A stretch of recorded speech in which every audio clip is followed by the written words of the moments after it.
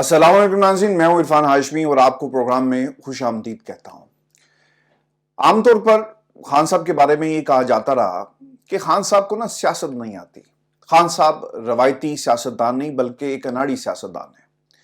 इमरान खान से बल्ला वापस ले लो, पाकिस्तान तहरीक इंसाफ टूट जाएगी, लोग तितर बितर हो जाएंगे, प्रेस कॉन्फ्रेंसेस करवाओ और इन्हें एक डी क्लास की टीम इनके हवाले करो, पाकिस्तान तहरीक इंसाफ मैदान में परफॉर्म नहीं कर सकेगी।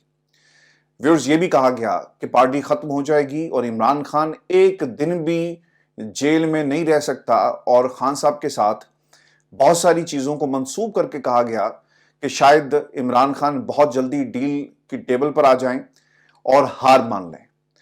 लेकिन व्यूअर्स, सारे अंदाजे गलत साबित हुए और इमरान खान ने जेल में बैठकर असेंबलियों में दर्जनों नए चेहरे मुतारिफ करवाए। ये नए चेहरे भेजे गए और पाकिस्तान की आवाम इन नए चेहरों के पीछे खड़ी हुई।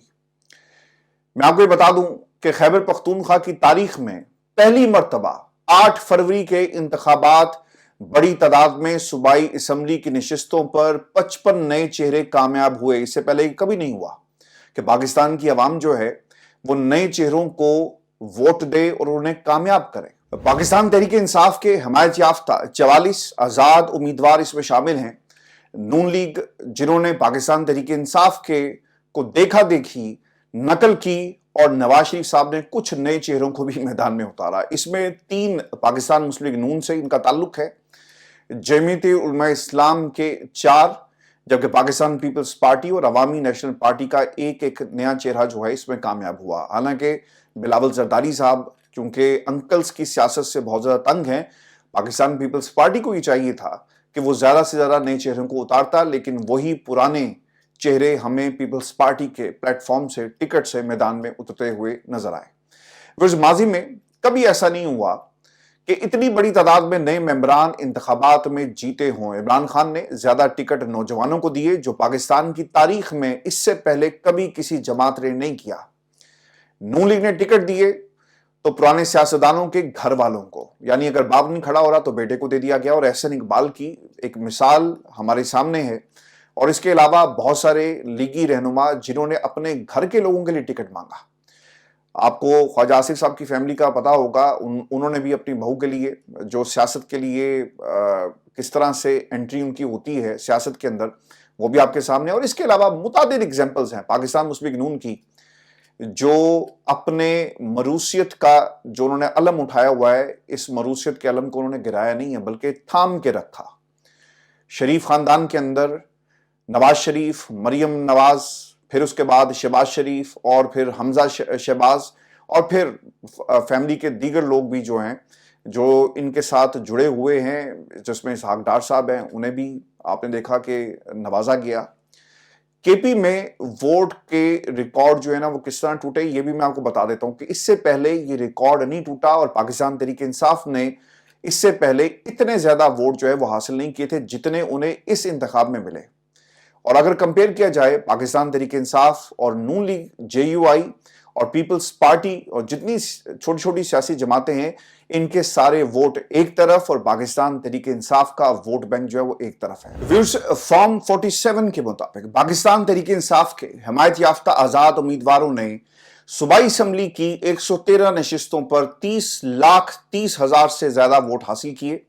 जेयूआई, एएनपी, पीएमएल, नून, पाकिस्तान मुस्लिम लीग नून, पाकिस्तान पीपल्स पार्टी के उम्मीदवारों ने 29,69,000 से ज्यादा वोट हासिल किए, जबकि जेयूआई के उम्मीदवारों ने 12,39,408 वोट हासिल किए, जबकि अवामी नेशनल पार्टी ने 6,90,180 वोट लिए और पाकिस्तान मुस्लिम लीग नून के उम्मीदवारों ने 6,01,014, जबकि पाकिस्तान पीपल्स पार्टी ने 4,39,053 वोट जो हैं वो अपने नाम किए।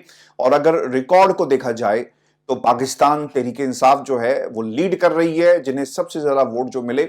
और ये एक फर्क है पाकिस्तान तहरीक इंसाफ के वोट बैंक में, अवाम किसके साथ खड़ी थी, पॉपुलर वोट बैंक किसका है, और वो कौन सी जमातें हैं जिन्हें पाकिस्तान कि अवाम ने यकसर रद्द कर दिया, लेकिन फिर भी इसके बावजूद आपको ये असम्बली में मिल मिलाकर मुकमुका करके किसी के दबाव में आकर हुकूमत बनाती हुई जो है वो नजर आएंगी। اور व्यूअर्स मैं आपको ये भी खबर दे दूं कि पाकिस्तान तहरीक इंसाफ ने अपने जो हमायत याफ्ता कामयाब होने वाले आज़ाद उम्मीदवारों को सुन्नी इत्तेहाद कौंसिल में शमूलियत का बाकायदा तौर पर जो है वो डायरेक्शन उनको जारी कर दी गई है। और अब इसका दूसरा मरहला यानी जिस मकसद के लिए इत्तेहाद कायम किया गया था इसका आगाज जो है वो हो चुका।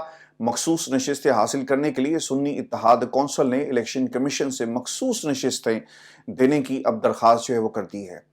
मैं आपको व्यूअर्स ये बता दूं कि पाकिस्तान तहरीक इंसाफ के हमायत याफ्ता अरकान के सुन्नी इत्तेहाद कौंसिल में शमूलियत के पार्टी सर्टिफिकेट भी इलेक्शन कमीशन में जमा करवा दिए गए हैं और कौमी असम्बली के 50 अरकान के पार्टी सर्टिफिकेट जमा करवाए गए हैं। अब जैसे जैसे नोटिफिकेशन जारी होते जाएंगे वैसे वैसे पाकिस्तान तहरीक इंसाफ के उम्मीदवार इलेक्शन कमीशन को इस हवाले से इत्तला देते जाएंगे। होता ही है कि जब नोटिफिकेशन जारी हो जाता है तो आपके पास 72 घंटे होते हैं और उस नोटिफिकेशन के ऊपर लिखा होता है कि अगले 72 घंटे में अगर आप किसी सियासी जमात को ज्वाइन करना चाहते हैं तो आप कर सकते हैं। अलबत्ता अगर आपने ज्वाइन ना किया तो फिर आपकी हैसियत जो है वो आज़ाद कंसिडर की जाएगी। मैं फिर आपको ये बता दूं कि सुन्नी इत्तेहाद कौंसिल की जो तारीख है वो एक ऐसी सियासी मजहबी इत्तेहाद है जो बरेलवी मकतबा फ़िक्र की चीदा चीदा जमातों पर मुश्तमिल है।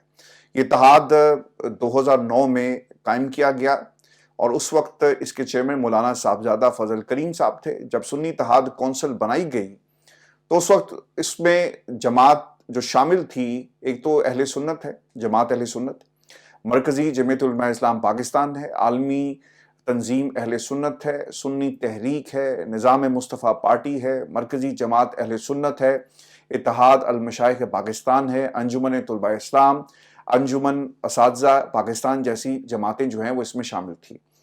इसको मौजूदा जो इस वक्त लीड कर रहे हैं जी वो हैं साहबजादा हामिद रजा साहब और सुन्नी इत्तेहाद कौंसिल इलेक्शन कमीशन में रजिस्टर्ड जमातों की फहरिस्त में 103 नंबर पर है और इसका इंतखाबी निशान जो है वो घोड़ा है। और इस जमात के वाहिद मुंतखब होने वाले रुकन कौमी असम्बली साहबजादा हामिद रजा ने खुद पाकिस्तान तहरीक इंसाफ के हमायत याफ्ता आज़ाद उम्मीदवार की हैसियत से इलेक्शन लड़ा और उन्होंने फैसलाबाद के हल्का NA 104 से साबिक कायदे हिज़्ब इख्तिलाफ राजा रियाज के बेटे दानियाल अहमद को 36,000 की लीड से शिकस्त दी और इस जमात के बाकी कोई जीतने वाले उम्मीदवार नहीं है। आज किसी दोस्त ने ये गिला किया कि जनाब आपका जो सोर्स है वो बहुत ही कमज़ोर है। भाई साहब आप जाकर जो वेबसाइट है उस पर भी आप चेक कर सकते हैं कि इस हल्के से कौन जीता और साहबजादा हामिद रजा को जो है वो पाकिस्तान तहरीक इंसाफ की क्या हमायत हासिल थी या नहीं थी।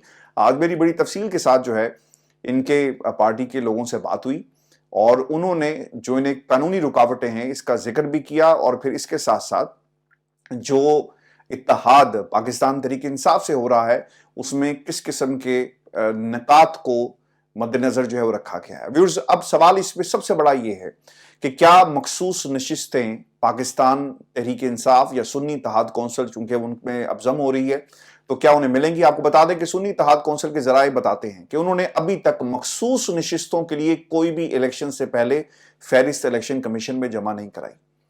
चूंकि इस वक्त साहबजादा हामिद रजा साहब जो थे आपको मालूम ही है कि पाकिस्तान तहरीक इंसाफ और उनके तमाम इत्तेहादियों के खिलाफ जो खान साहब के हक में बयान देते रहे वो ज़ेर ताब आए, उनके ऊपर प्रेशर था, वो खुद रूपोश थे, पार्टी स्ट्रक्चर भी जो होना चाहिए वैसे से फाल नहीं था। तो ये एक गलती जो है वो हुई इन तमाम इत्तेहादियों के पार्ट के ऊपर और किसी को शायद ये मालूम नहीं था कि आने वाले दिनों के अंदर शायद ये खेल भी खेला जा सकता है। मैं आपको ये भी बता दूं कि अब उन्होंने मखसूस नशिस्तों के लिए फहरिस्त जमा कराई है। अब अगर इलेक्शन एक्ट के बाब 6 को देखें जिसमें बाकायदा तौर पर लिखा हुआ है और दर्ज है कि किसी भी जमात को मखसूस नशिस्तें हासिल करने के लिए इलेक्शन से पहले इलेक्शन कमीशन की मुकर्रर करदा तारीख के अंदर अंदर एक लिस्ट लाजमी तौर पर जमा करानी होती है, वरना मखसूस नशिस्तें आपको नहीं दी जाएंगी। और यही हुआ।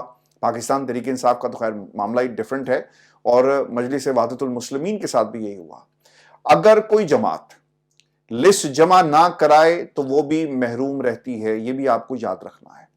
सुन्नी इत्तेहाद कौंसिल ने लिस्ट चूंकि नहीं दी थी मुकर्ररा वक्त के अंदर, इसलिए अब इलेक्शन कमीशन का इस्तेहकाक है कि वो उन्हें मखसूस नशिस्तें देता है या नहीं देता। और इससे पहले 2018 के इलेक्शन के बाद बा पार्टी बनती है, उसका वजूद हमने देखा اور انہوں نے الیکشن کمیشن آف پاکستان کے پاس نا ایک لسٹ جمع کروائی الیکشن کے بعد، اور اس لسٹ کو منظور کر لیا گیا اور پھر انہیں ایک نشست جو مل جاتی ہے، کیونکہ باپ پارٹی کا باپ جو ہے وہ بہت قریب تھا الیکشن کمیشن کے، اور ان کے اوپر نوازش جو ہے وہ اسی وجہ سے کی گئی۔ پاکستان تحریک انصاف کے راستے میں نا جی بہت سارے رکاوٹیں ہیں، اور وہ جب تک رکاوٹیں دور نہیں کی جائیں گی انہیں یہ تمام مخصوص نشستیں نہیں دی جا سکتی۔ میں آپ کو یہ بھی بات بتا دوں کہ ہائی کورٹ یا پھر سپریم کورٹ یہ رکاوٹیں جو ہے نا وہ صرف ہٹا سکتی ہے، ورنہ الیکشن کمیشن کی کوشش یہ ہوگی کہ پاکستان تحریک انصاف، سنی اتحاد کونسل یا کسی بھی جماعت جن کے ساتھ یہ اتحاد کرتے ہیں، خیر اب تو انہوں نے سرٹیفکیٹ بھی جمع کروانے شروع کر دیے، انہیں کسی طرح بھی یہ نشستیں نہ ملیں۔ اور اگر یہ نشستیں دی جاتی ہیں تو اس کے پیچھے میرٹ نہیں ہوگا بلکہ ایک سازش ہوگی تاکہ ان نمبرز کو، اس جماعت کو فیوچر میں اپنے مقاصد کے لیے استعمال جو ہے وہ کیا جا سکے۔ ویورز، پاکستان میں جو سیاست ہوتی ہے وہ اسی کا نام ہے، اور اسی لیے عین ممکن ہے کہ الیکشن کمیشن پوچھ کر کوئی حکم نامہ جو ہے وہ جاری کر دے۔ اب پوچھ رہا کس سے ہے؟ پاکستان کی عوام جو ہے اب یہ بخوبی جانتی ہے۔ میں آپ کو ایک خبر یہ بھی دے دوں کہ بشرا بی بی کی جان کو خطرہ ہے، اور کچھ دن پہلے جب ان کی بہن لطیف کھوسہ، کچھ وکلا اور گھر والے جب انہیں ملنے گئے تو انہوں نے اس بات کا اظہار کیا کہ کچھ دن پہلے انہیں کھانے میں کچھ ایسی چیز دی گئی جس سے ان کا معدہ مسلسل جل رہا ہے اور گلے میں انتہائی سخت تکلیف ہے۔ ہونا تو یہ چاہیے تھا نا کہ آپ ڈاکٹرز کو بلاتے اور ان کا چیک اپ کیا جاتا، لیکن ایسا نہیں ہوا۔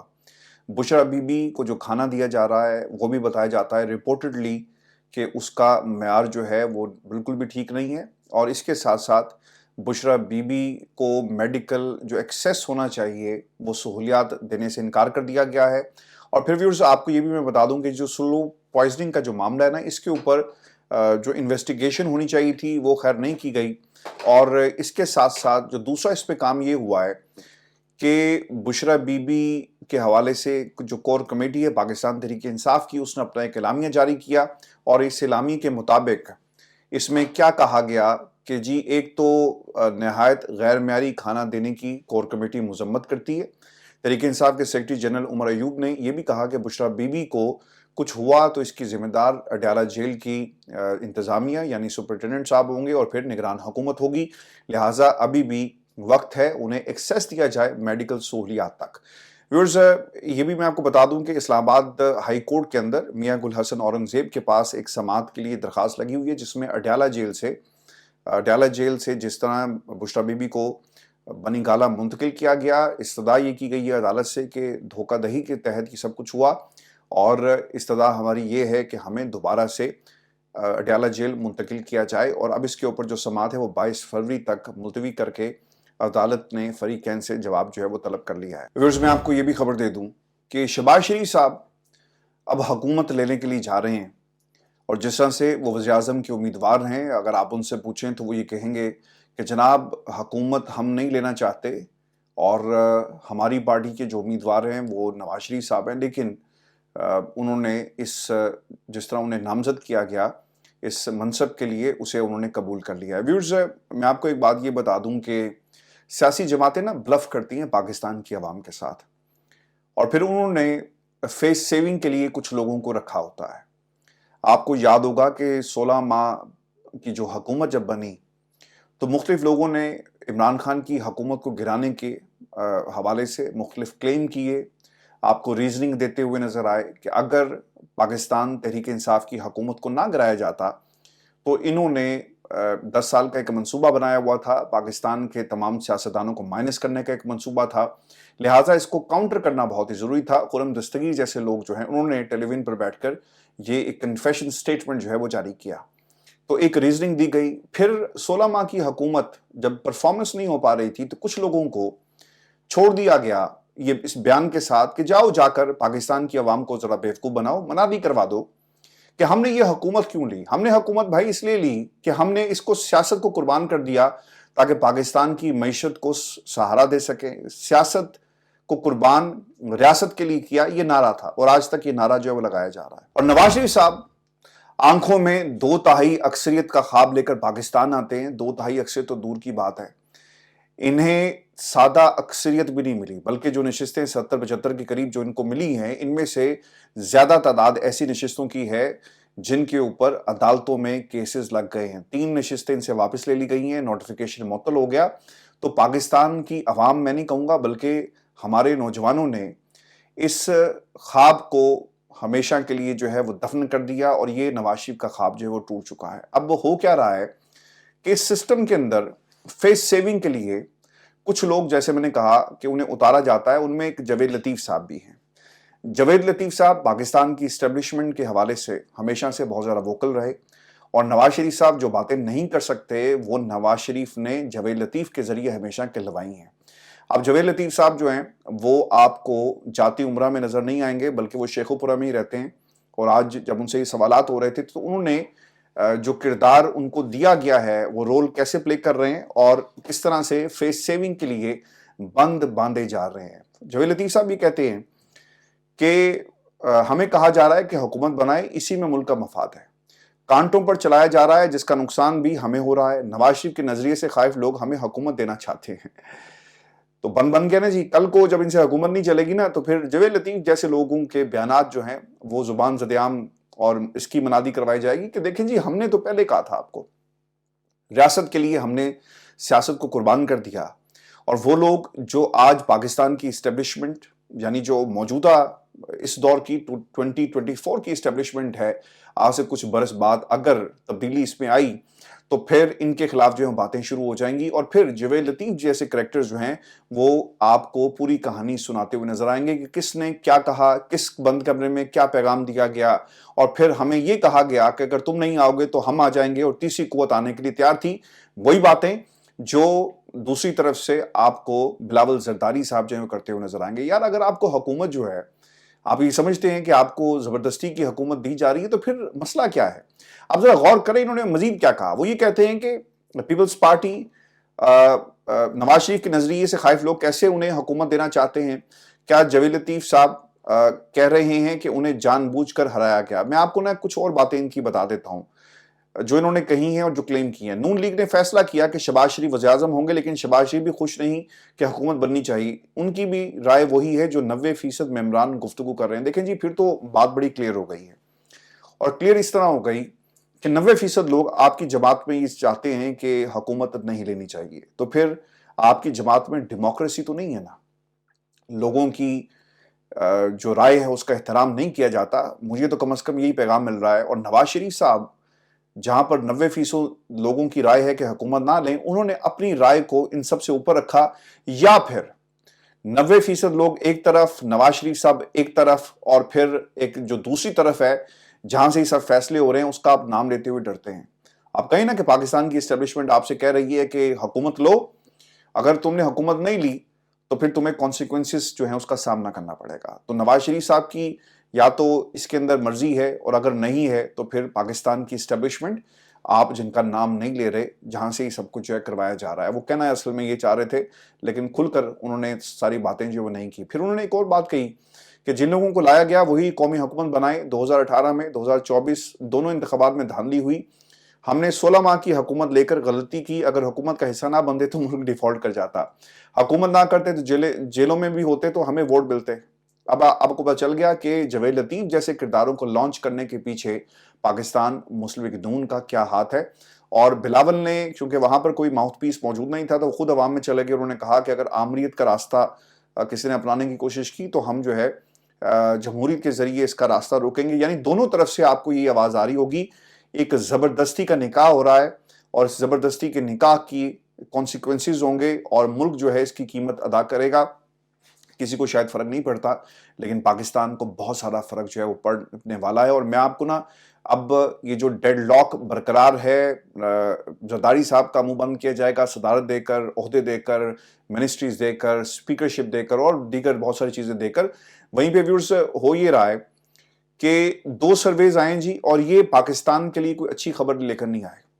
यार, पाकिस्तानी नौजवान, पाकिस्तान की अवाम अपने मुल्क में धड़ल्ले से आपको रहना चाहिए। आज़ादी क्या होती है?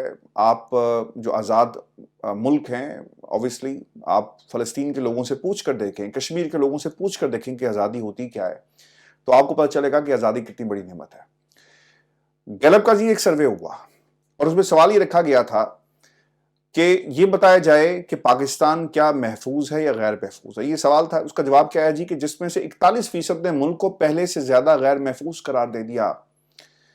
شہریوں نے کہا کہ 10 سال پہلے کے مقابلے میں بد امنی بڑھی ہے اور ذاتی تحفظ کے احساس میں کمی ہوئی ہے. جو آپ کی پرسنل جو لبرٹی ہے اس کی وہ بات کر رہے ہیں, اسے کرٹیل کر لیا گیا ہے. جب آپ پاکستان میں سوشل میڈیا پر پابندی لگائیں گے, اس سے پاکستان کی کوئی نیک نامی نہیں ہو رہی. آپ نے چلیں کچھ ٹرولز کو روک لیا.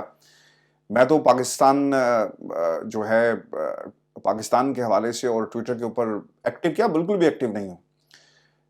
میں نے غالباً کچھ روز پہلے ایک ٹویٹ کی تھی بہت دنوں کے بعد, اور ٹویٹر کے اوپر جا کر یعنی وہاں پر کسی حد تک یہ بات درست بھی ہے کہ وہاں پر اتنا زیادہ آپ کو جھوٹ ملے گا کہ آپ اس کے رنگ میں اپنے آپ کو جو ہے نا رنگنا آٹومیٹکلی رنگنا شروع ہو جاتے ہیں, اور اس تمام ٹویٹس کا آپ کے اوپر ایک اثر ہوتا ہے. تو میں نے اپنی فار دی آبویس ریزن میں نے اپنے آپ کو ٹویٹر سے دور رکھا ہوا ہے.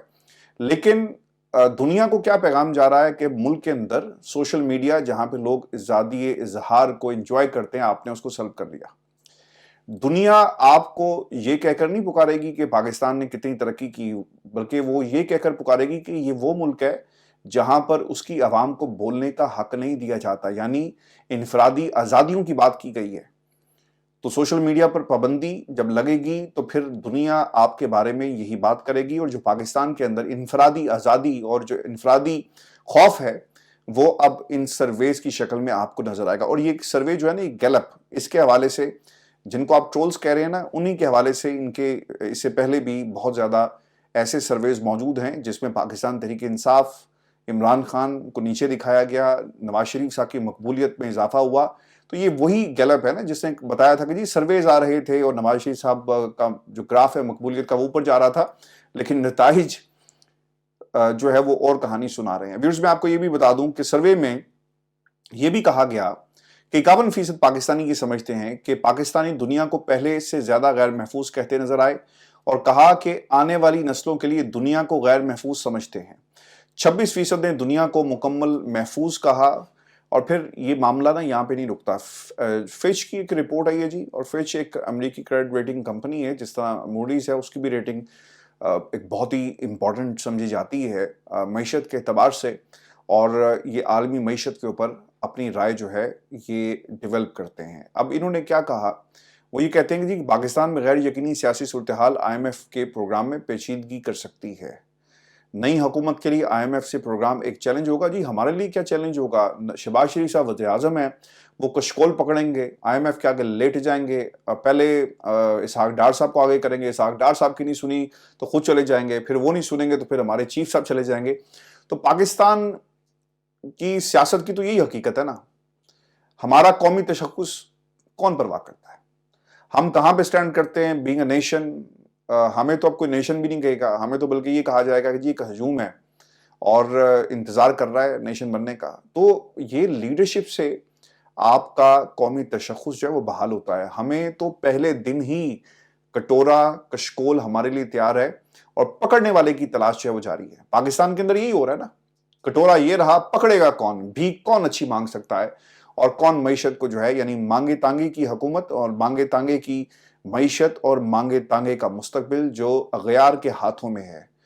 پاکستان کے لوگوں آنکھیں کھولو اور اس دور کو اور اس حکومت کو پہچانو جو ہمارے بچوں کے مستقبل کا فیصلہ کرنے کی بجائے انہیں گروی رکھ رہا ہے. اور تاریخ کا سب سے مہنگا ترین الیکشن کروا کے اگر ہمارے نصیب میں کشکول ہی ہے نا, تو پھر پاکستان کی عوام کو نا فیصلہ کرنا پڑے گا کہ ہم نے ایسا ہی رہنا ہے اور اسی طرح ظلم برداشت کرنا ہے. چونکہ ویورز پہلی دفعہ پاکستان کی تاریخ میں نا لوگوں نے اپنی مرضی سے اس جماعت کو ووٹ دیا جو ظلم اور بربریت کا سامنا کر رہی تھی, اور اس بربریت کے خلاف پاکستان کی عوام نکلی. مجھے اب یہ لگتا ہے کہ اب یہ ایک ٹرانزیشن شروع ہو چکی ہے, شعور کی ٹرانزیشن, اور ایک جنریشن سے یہ دوسری جنریشن میں منتقل ہو رہی ہے. اور شاید یہی جمہوری قوتوں کی پاکستان کے اندر جو جمہوریت حقیقی معنوں میں چاہتے ہیں, یہ ان قوتوں کی جیت ہے جس میں خان صاحب جو ہیں وہ لیڈ کر رہے ہیں. ہاؤس آف شریف مروثیت کے حوالے سے تو مشہور ہوگا, پیپلز پارٹی جو مروثیت کو ہمیشہ سے اس نے ہوا دی, وڈیرا سسٹم کو ہوا دی, سندھ کی سیاست، وڈیرے کی سیاست جو ہے وہ ہمیں وہاں پر نظر آئے گی. لیکن اگر کہیں شعور کی اور کس طرح عمران خان نے پاکستان کا جو کینوس، لوگوں کی سوچ کا کینوس تبدیل کیا ہے، یہ ایک ٹرانزیشن ہمیں آگے بڑھتی ہوئی نظر آ رہی ہے. ابھی ایک الیکشن ہوا، دیکھیں کیا ریزلٹس نکلے. ہمیں اتنے جس طرح قدغنیں لگائی گئی، رکاوٹیں کھڑی کی گئی، الیکشن کروانے کے لیے جماعت کو توڑ دیا گیا، بلے کا نشان لے لیا گیا، سب کچھ ہوا، لیکن لوگ پھر بھی نکلے. اور پھر ان حالات کے باوجود پاکستان تحریک انصاف جو ہے نمبر 1 جماعت بن کر سامنے آئی. تو جسٹ امیجن آنے والے الیکشنز اور اس کے بعد جو الیکشنز ہوں گے، یہ چیزیں آہستہ آہستہ فلٹر آؤٹ ہوتی جائیں گی، اور یہی پاکستان کی جمہوریت کی اسی طرح جو ہے وہ جیت ہوگی. چونکہ ٹرانزیشنل پیریڈ سے پاکستان کی عوام جو ہے وہ گزر رہی ہے. اور دنیا کی جو بڑی بڑی ڈیموکریسیز ہیں، برطانیہ کے اندر جب ڈیموکریسی اور جس طرح سے اس کا آغاز ہوا تو وہ کوئی آسانی سے نہیں ہوا. امریکہ میں بھی سول وار جو ہے کئی برس تک ہوتی رہی. تو یہ نیشنز بننے میں وقت لگتا ہے، اور ہم اس پروسیس سے گزر رہے ہیں. اور 2 یا 3 الیکشنز ایسے مزید ہمیں دیکھنے پڑیں گے جہاں پر کچھ طاقتیں اپنی سوچ عوام پر اور سسٹم پر اس کا اثر انداز کرنے میں بھرپور کردار ادا کرتی ہیں. لیکن آہستہ آہستہ چیزیں یہ ضرور فلٹر آؤٹ ہو جائیں گی. اپنے کمنٹ ضرور بھیجیے گا. چینل کو سبسکرائب کرنا مت بھولیں. اجازت دیجیے. اللہ نے